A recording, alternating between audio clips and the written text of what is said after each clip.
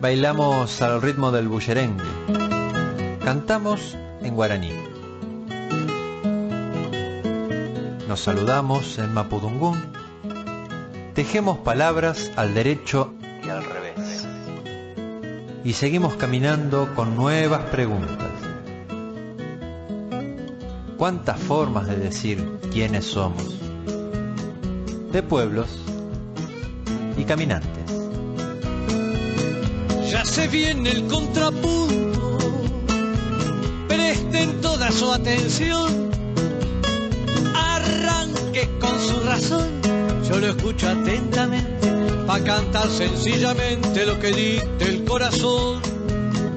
De pueblos y caminantes. Pensamos que la cultura viene a ser la levadura del pan de la libertad. Pueblo con identidad no vive en la noche oscura. Me importa más de dónde vengo que el saber pa' dónde voy. Leandro, vamos a dar la bienvenida a Julio Milat, que está del otro lado del teléfono, para iniciar una conversación de un tema que nos interesa particularmente, sobre el espacio que habitamos y de cuántas cosas que no conocemos y que es necesario que nos interioricemos y tomemos conciencia. ¿Cómo estás, Julio? Bienvenido. Hola, ¿qué tal? ¿Cómo están? Muchas gracias por la invitación. Bien, aquí te saludamos, Leandro Echegaray y Lila Scotti, y hemos tenido noticia de las actividades que desarrollás en conjunto, siempre colectivamente, a través de otros caminantes que te han acompañado por Punta Lara, por internándose en Berizo, por Palo Blanco, bueno, recorridas por múltiples lugares de los cuales nos vas a contar ahora.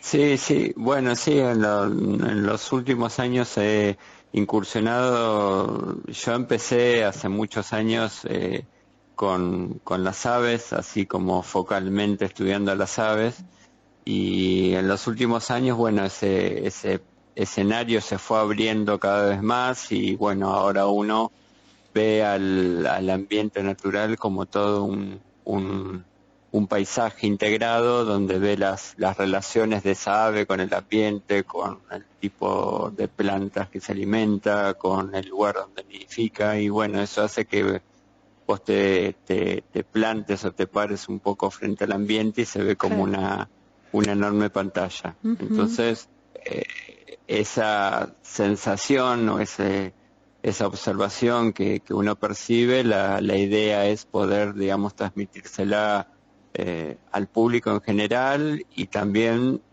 vengo desarrollando hace mucho tiempo muchas actividades con las escuelas de la región, haciendo salidas y bueno, y haciéndoles conocer también a los chicos de las escuelas ese contacto con la naturaleza, ¿no? Que a veces, bueno, las ciudades crecen, los ambientes naturales se nos van alejando, nos van quedando más lejos, y bueno, y uno a veces como que pierde el contacto, y la idea es volver a tener ese vínculo, y siempre parándonos frente a los ambientes naturales como una parte que somos, no como dueños, sino como parte de ese paisaje. O sea que de haber focalizado en las aves te llevó a ampliar la mirada y también ya detenerte en los humedales, ¿no?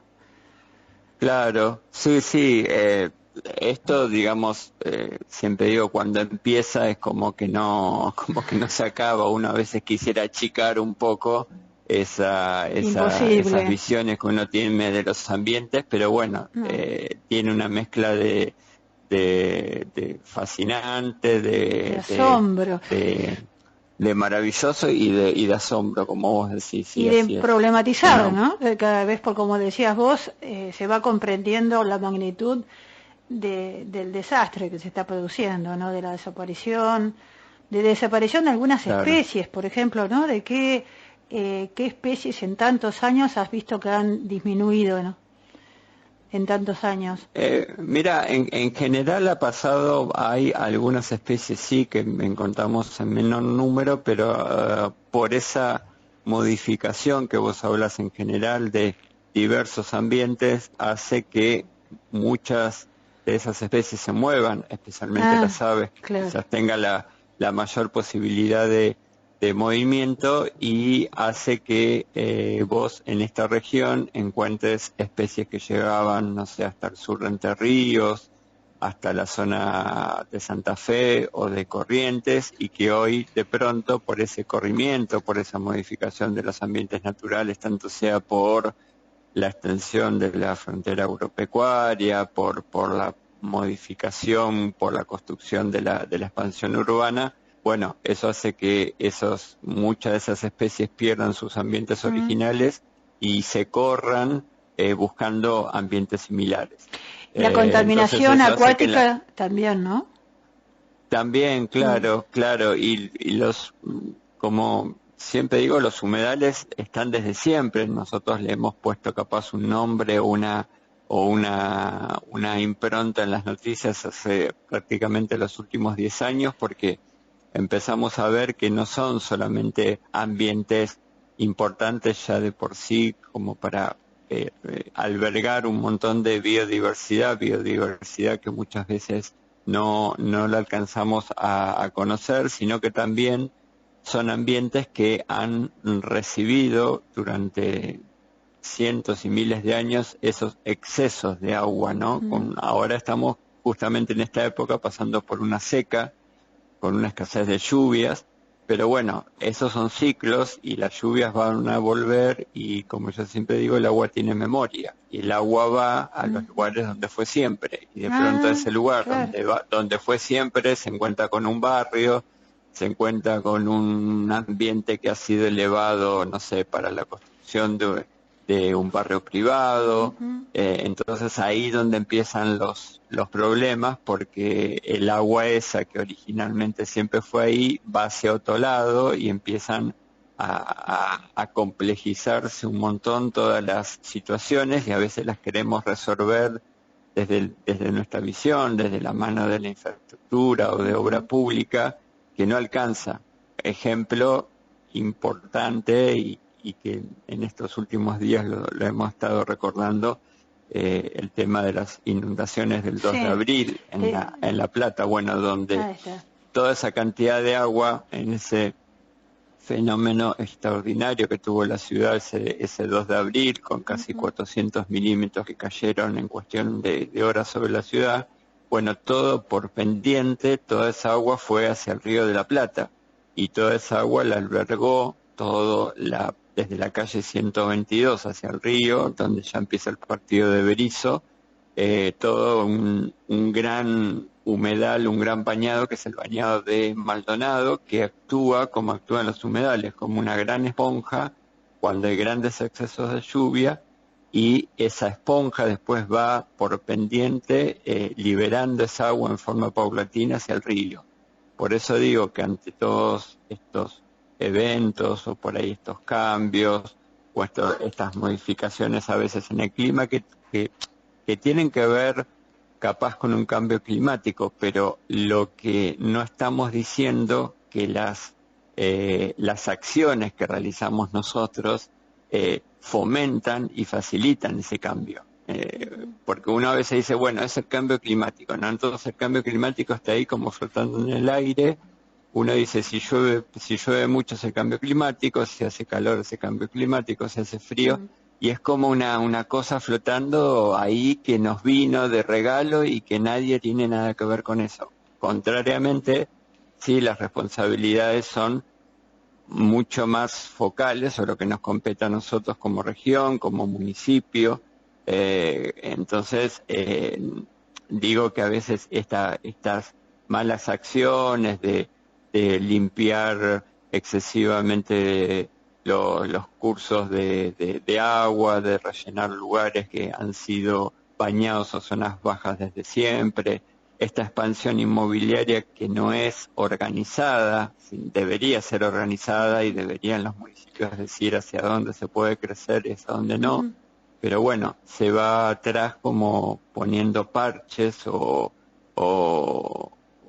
llamando en situaciones puntuales donde se soluciona el tema por unas semanas, pero bueno, ese tema queda ahí pendiente y no se vuelve a tocar, y son problemas que son reincidentes, y una de las cosas que hay que pensar que son caros, ¿no? Porque todo genera movilización, si la gente se inunda hay que evacuarlos, hay que movilizar un montón de fuerzas públicas. Entonces, en nombre de eso, en nombre de toda la información que hay en todos estos últimos años con los humedales, en nombre de que hemos tenido ya un evento como el 2 de abril y que tranquilamente, y esto no es por ser agoreros, que puede volver a repetirse, Sí, sí.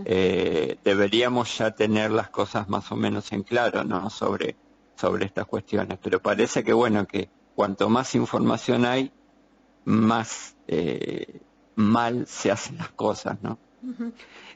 Claro, es que la información la está teniendo la población, pero quienes tienen que tomar, los funcionarios que tienen que tomar las decisiones políticas, Claro. están mirando sus propios intereses, y además debe haber también una mirada esquemática de causa-efecto, ¿no? Además de los Claro. intereses gananciales, ¿no? Sí, sí. Esta mirada no integral, ¿no? Sí, es De una no mirada poder, muy muy rápida a esquemática, una ¿no? gestión Sí, que es que se limita a veces a una gestión de 4 exacto, años, exacto. No y bueno, políticas de y la continuidad. naturaleza y la región y los ambientes tienen ciclos mucho más largos. Y Ujú. además muchas de las decisiones que vos hablabas sobre el territorio a veces se deciden en un despacho con un mapa, Totalmente. sin Sí, sí. sin siquiera haber visto el lugar, ¿no? Ujú. Porque cuando vos vas al lugar o vos vas al ambiente y tenés cierto tipo de conocimientos y ves el tipo de plantas que crecen ahí, todo te va indicando qué tipo de suelo es, si es un suelo bajo, si es un suelo alto, todo, digamos, hay un conocimiento empírico de ese lugar que te permite decir si ahí va el agua con regularidad o no, si es un sitio más alto. Entonces, como digo, a veces están los funcionarios que no funcionan, pero que lamentablemente son los que toman las decisiones sobre ese territorio, y a veces lo hacen en ámbitos cerrados, digamos, sin conocer mucho sobre lo que están hablando. Y Ujú. en todo esto, cuando vos rellenás con tosca un ambiente, ese ambiente no existe más. No hay vuelta atrás. No podés sacar la tosca, No es y permeable. sería Claro. carísimo y sería totalmente problemático, y el lugar como que ya no existe más. Por eso digo, y yo he ido a algunas charlas por estas actividades que se hicieron por los 10 años de la inundación, y en todos los lugares más o menos se decía lo mismo, y en todos los lugares se decía que si vuelve a suceder, la población no sabe qué hacer, a quién Claro, llamar, claro, o a cómo recurrir, totalmente. o qué medidas deben, y toda esa información está, la universidad la ha bajado, se ha entregado a los municipios, pero lamentablemente a la población eso no ha llegado, y vivimos lo que nos ha mostrado la ciudad de La Plata y la región como capital de la provincia más importante del país, si se quiere, que es una zona de riesgo y que es una zona inundable, ¿no? Entonces, en base a eso deberíamos tratar de hacer mucho mejor las cosas. No hablo solamente de una cuestión romántica de conservar los humedales así como se habla, por los pajaritos y por la fauna. Exacto. Uno entiende que las ciudades crecen y que se necesitan obras y que se necesitan un montón de recursos, pero debemos conservar esos ambientes así como están, como repositorios de agua, como sitios bajos donde vamos a tener una salida si viene una lluvia importante o algo de eso, como para conservarlos. Sí. Donde no tenemos que poner un peso, donde no tenemos que hacer obra pública, donde no tenemos... Pero claro, a veces pasa que se tiene que hacer y se tiene que mostrar algo para demostrar, no sé, que sos eficiente o que hiciste algo por el bien de la población. Y a veces no hay que hacer nada. Hay que conservar estos ambientes sin intervenirlos, sin modificarlos, y los beneficios van a venir solos para todos. Sí. Y estaba pensando que hace 10 años a esta parte la cantidad de organizaciones sociales que se han formado en defensa del ambiente, de los ambientes, de los humedales, Sí. El foro del árbol, en defensa del árbol, Sí. movimientos de vecinos en Ignacio Correa, en Sicardi. Y, o sea que sensibilización está habiendo en algunos sectores de la población, pero lo que no hay es esas herramientas que decís vos, pero además y fundamentalmente cambios de actitud en la gestión, ¿no? Sí, Frente, por cambia. ejemplo, al negocio inmobiliario, al avance, Claro. al avance de los Sí. country en las zonas de bajante, ¿no? Claro. De declives. Sí, eso no se modifica. En cierto grado No, también al hay revés, una... aumenta. Sí, pero hay también alguna responsabilidad. Yo te digo, vivo en Berisso y la zona de Los Talas, que siempre Sí. ha sido una zona rural, en los últimos años ha sido uno de los lugares que explotó inmobiliariamente. Claro. Bueno, tengo gente amiga o conocidos que te dicen, sí, me compré un terreno en Los Talas. Mira, qué bien. Sí, ya le puse 50 camiones de Tosca, por ejemplo. Claro. Entonces, si hay un terreno que vos le tenés que meter 40, 30, 20 o 50 camiones de Tosca, cualquiera diría, che, pero ¿por qué estás rellenando tanto? Ese es un lugar bajo. Claro. Y bueno, eso está naturalizado en la compra del terreno en ese lugar. Y también pasa que la mayoría de la gente que se va a vivir a estos lugares, que bueno, se dice que son más tranquilos, que bueno, que uno quiere vivir alejado de la ciudad, la gente no tiene como que nada que ver con ese lugar y es la que va pidiendo servicios, seguridad, asfalto, luces. Entonces, todo de lo cual vos te alejaste para supuestamente vivir en un entorno más natural, lo estás atrayendo y estás obligando a los municipios a extender un montón de servicios a lugares donde no había. Qué paradoja, ¿no? Ese también es otro problema. Y tampoco no hay nadie que le diga a esa gente, mira, te viniste a vivir a Los Talas. ¿Sabés Los Talas por qué se llama Los Talas? No porque había un Facundo Los Talas que era algún prócer antiguo, sino porque es un bosque de talar, que es el bosque representativo de la ciudad, de la provincia de Buenos Aires. Entonces, uno, como digo, integrarse a ese entorno. Uno no dice que saques agua de un aljibe y te combustiones a leña, no, pero saber que uno va a un lugar y tratar de mantener ese paisaje lo mejor posible. Aparece un lagarto vero y se llama al 911 porque apareció un lagarto vero. El lagarto vero está hace un montón de tiempo. Como si fuera peligroso, pero ¿no? bueno, claro, exactamente. Entonces digo, no hay una información, no se baja ni de, por supuesto, el que vende, el inmobiliario que vende el lote no te lo dice, el municipio no te lo dice, y de pronto estás viviendo en un lugar que nadie te dijo nada, nadie te dijo que es un lugar bajo, nadie te dijo un montón de cosas de ese lugar, y bueno, y eso hace que después la gente lo empiece a modificar por esa falta de conocimiento. Entonces ahí también se va, el ambiente ya se modificó y además no hay como relación natural, si se quiere, de vivir en esos ambientes. Eso es lo que falta, pero por eso uno siempre, yo hace muchos años que trabajo con las escuelas y hace muchos años que llevo un montón de gente a conocer los lugares, a que ya nos vivir vamos esa a sumar, experiencia. Julio, nos vamos a Claro, sumar a cualquiera de estas recorridas, ¿eh? Y sí, nos vamos por eso, a comentar acá en De Pueblos y Caminantes para que puedan subirse más interesados, bueno, interesadas. bueno, sí, Hay un sí, tema que sí, me llamó mucho la atención de la actividad que realizaron el pasado 10 de abril, en mm, conjunto con la Facultad de Trabajo Social y distintas áreas de la sí, Universidad de La Plata. Y uno sí, de las temáticas, todas las temáticas, muy bien señaladas, una tuvo que ver con esto que decís y que me dejó pensando, memorias y aprendizajes de la tierra húmeda. Y nos acabas de explicar por qué memorias, esto de que la tierra tiene memoria y el agua tiene memoria. Y exacto. aprender con la naturaleza de lo vivido, ¿no? Me Y pareció una frase muy que abre a muchas preguntas, como también los ritmos de la sí, naturaleza. ujú.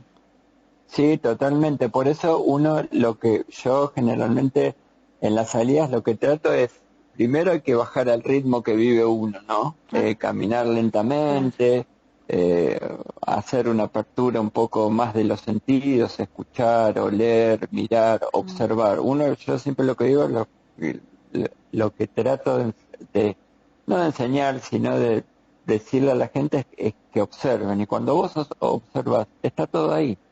Es tan simple, pero hemos como perdido esa capacidad, esa sensibilidad, que la ok. tenemos y la Mm, tuvimos siempre. ujú, Pero bueno, eso no, esa capacidad de observar los ciclos de la naturaleza y todo eso, te ayuda a entender y a comprender un poco más toda esta problemática que vinimos ujú, hablando en estos últimos minutos. Si vos tenés una concepción más abierta de la naturaleza, o los mm. chicos de las escuelas, por ejemplo, acá, Y los yo docentes. en Berizo había chicos de las escuelas que no conocían el río de la Plata. Muy Vivieron, cerca. estaban por entrar a la secundaria y nunca habían ido al río, por Mm, ejemplo, ¿no? mm, Entonces sí, después de la identidad ribereña y que vivimos de espaldas al río, y sí, si no vas nunca al río, si no lo conoces, es el límite que es el río que te da el agua que sale todos los días por tu mm, canilla, es el río donde le depositas todo lo que sale de los inodoros de todos los baños de la región también, y es el río que es una cuenca, es la segunda cuenca más importante. Vos vas al río y estás recibiendo sedimentos del sur de Brasil, de Paraguay, de Bolivia, y eso hace toda una riqueza, a pesar nuestro, a pesar de la contaminación, y a pesar de vivir en una de las zonas de mayor concentración de población de la Argentina, como es la ciudad de Buenos Aires, y en segundo lugar acá venimos todo lo que es La Plata y Gran La Plata. Bueno, hay ambientes a media hora de tu casa, como siempre digo, que estás en plena naturaleza y que ujú. vale la pena que se conozcan y se difundan, ¿no? Es cierto que gracias a la movilización de una escuela cercana se frenó la construcción de un complejo deportivo allí sobre el canal de Génova, de la calle Génova, de la avenida Génova. Sí, sí, ¿Sí? fue gracias a eso y gracias a un grupo de vecinas, Eva Ajá. Heimonat, y después se Mm, unieron las chicas ahora que están organizadas bajo un grupo que se llama Bachú, que son vecinos autoconvocados del humedal urbano Génova. Sí, sí, y sí, gracias a la escuela 6 que estaba ahí enfrente, de la Plaza del lugar Almafuerte. donde se va a construir. Claro. Exacto, Qué donde se iba a construir. fuerza, qué fuerza, qué Sí, capacidad de movilización de parte de una escuela y de los grupos de vecinos y vecinas. La verdad que eso da claro, esperanza. sí.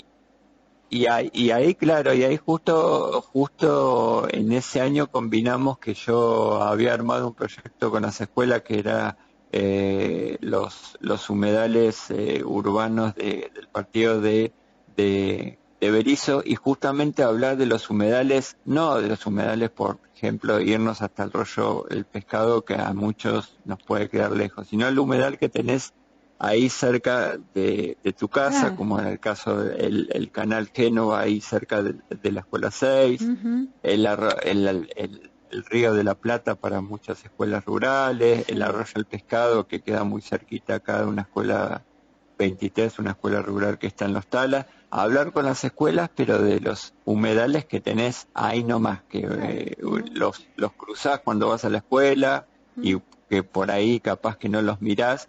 Y eso fue ese año, la verdad que fue muy muy efectivo y muy potente Hace todo lo que poquito, surgió de esa ¿en qué movida. año fue?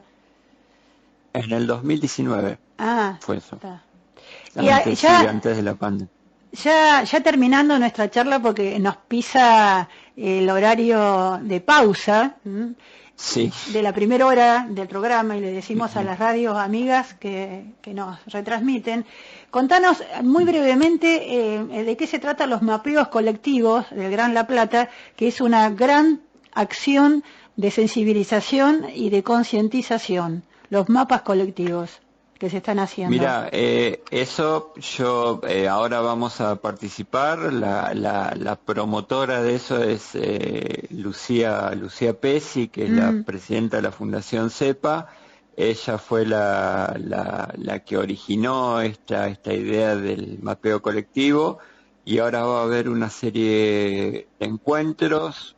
Hay uno, creo, a finales de abril, no tengo las fechas acá, y después en los meses de mayo va a haber una actividad en Meridiano Quinto, otra en Villa Lisa, otra en Punta Lara, y creo que el cierre se vuelve a hacer en Meridiano Quinto. Y la idea de estos mapeos es mostrar lugares de interés que tengan que ver con lo natural, con lo cultural, y hacer un mapa con el aporte de instituciones, de ONGs, de varios responsables que tienen que ver a veces con el ambiente, con la parte cultural, con la parte natural, y bueno, y tratar de establecer este mapeo que se va a dar en estas 4 jornadas que van a terminar en mayo. En uno de esos mapeos que se hace en Punta Lara, yo voy a hacer un recorrido acá por la costa del río, mostrando un poco, bueno,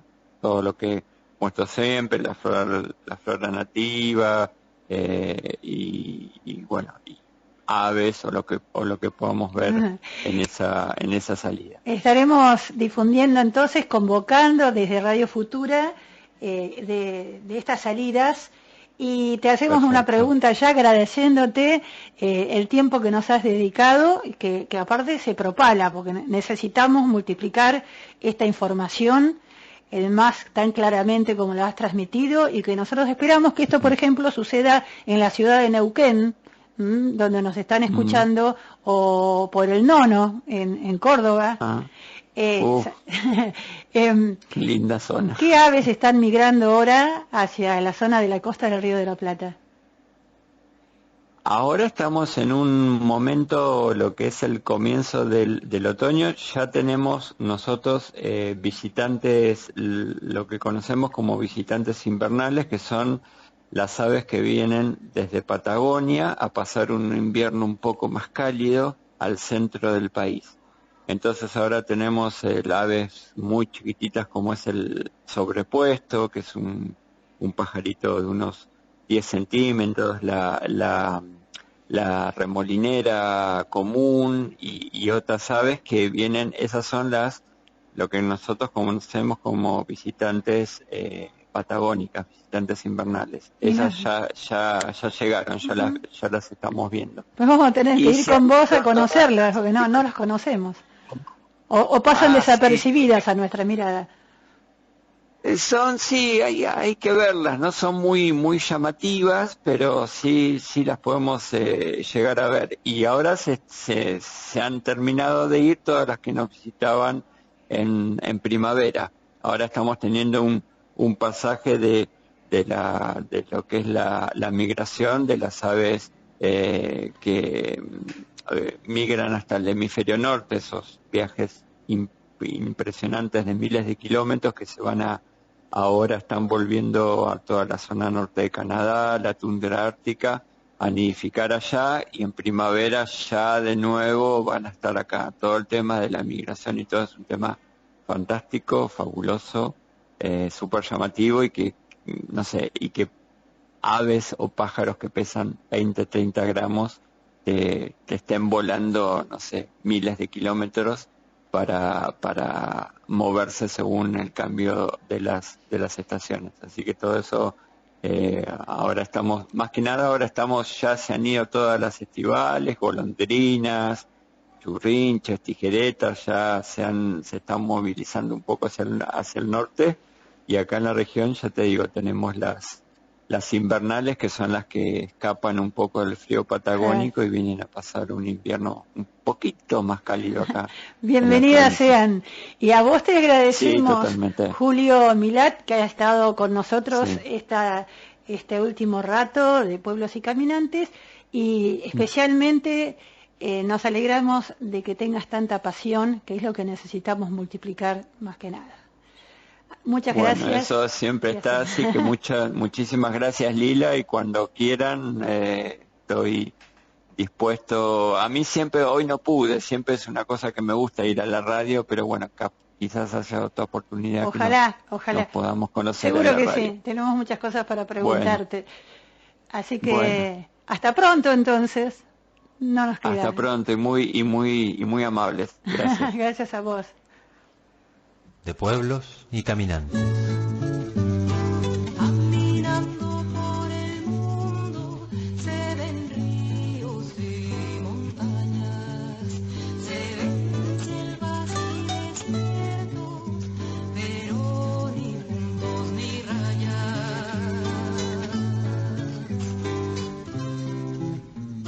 Nos volveremos a encontrar la próxima semana en esto que es De Pueblos y Caminantes.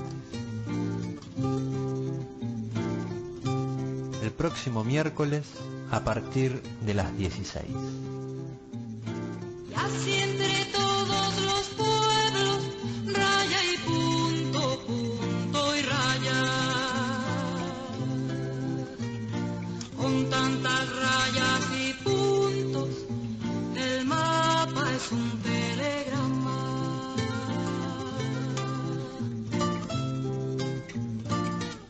De Pueblos